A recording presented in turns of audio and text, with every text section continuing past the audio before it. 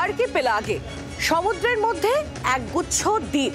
উত্তর মেরুতে এরকম একগুচ্ছ দ্বীপ রয়েছে আর বরফে ঢাকা চারিদিক, আর তার মধ্যে সেই বরফ ফুঁড়ে উঠে এলো সাবমেরিন, যা ধরা পড়লো রাশিয়ার গোপন ক্যামেরায়। কিন্তু সেখানে সাবমেরিন কি করছে? রেগে কাঁই পুতিন। ঠিক কি চলছে সেখানে বরফের তলায়, উঠছে প্রশ্ন।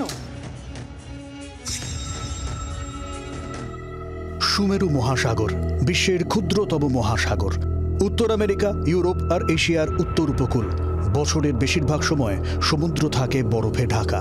নীল জলরাশির ওপর ভেসে বেড়াচ্ছে বিশাল বিশাল হিমশৈল। বরফে ঢাকা সেই হিমশৈল ফুঁড়ে মাথা চাড়া দিল সাবমেরিন। রাশিয়ার দাবি, বরফের দেশ অশান্ত করছে নেটো আর আমেরিকা। যে সুমেরু অঞ্চলে কারো গা জোয়ারির জায়গা নেই, সেখানে রাশিয়ার বিরুদ্ধে চলছে গভীর ষড়যন্ত্র। সুমেরু অঞ্চলের বেশ কিছু জায়গা নিয়ে আপত্তি জানিয়েছে রাশিয়া।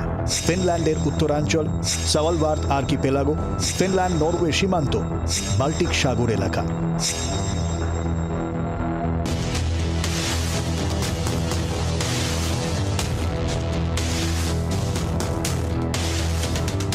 রাশিয়ার অভিযোগ, সুমেরু অঞ্চলের নির্দিষ্ট জায়গা ধরে ধরে। ফিনল্যান্ডের উত্তরাঞ্চল নিয়ে রাশিয়ার অভিযোগ, মুরমানস্ক অঞ্চল রাশিয়ার সেনা ঘাঁটি, তার কাছেই ওই অঞ্চলের সেনা বাড়াচ্ছে নেটো। সাওয়ালবার্দে বেআইনি গোপনভাবে সেনা সম্ভার বাড়াচ্ছে নেটো। বাল্টিক সাগর এলাকায় ফিনল্যান্ড ও সুইডেন নেটোয় যোগ দেওয়ার পর তৈরি হয়েছে নেটো লেক। রাশিয়ার ওপর নজরদারি, সমুদ্রের তলা দিয়ে গোপন কেবল যোগাযোগের ঘাঁটি তৈরি হচ্ছে ওই এলাকা। নরওয়ে রাশিয়া সীমান্তে রাশিয়ার জিপিএস জ্যাম করে দেওয়া, বিভিন্ন কেবল কেটে দেওয়ার মতো চক্রান্ত জারি রয়েছে বলে অভিযোগ রাশিয়ার। মুরমানস্ক অঞ্চলে রাশিয়ার নর্দার্ন ফ্লিট আর মিসাইল ঘাঁটি রয়েছে। তার ঘাড়ের কাছে নেটো নিঃশ্বাস চওড়া করছে বলে অভিযোগ রাশিয়া। নরওয়ে আর রাশিয়ার উত্তরে ব্যারেন্টস সাগর, রাশিয়ার মুরমানস্ক সেনা ঘাঁটির কাছে। সেই অগভীর সমুদ্রে নেটো কি ঘাঁটি গাচ্ছে?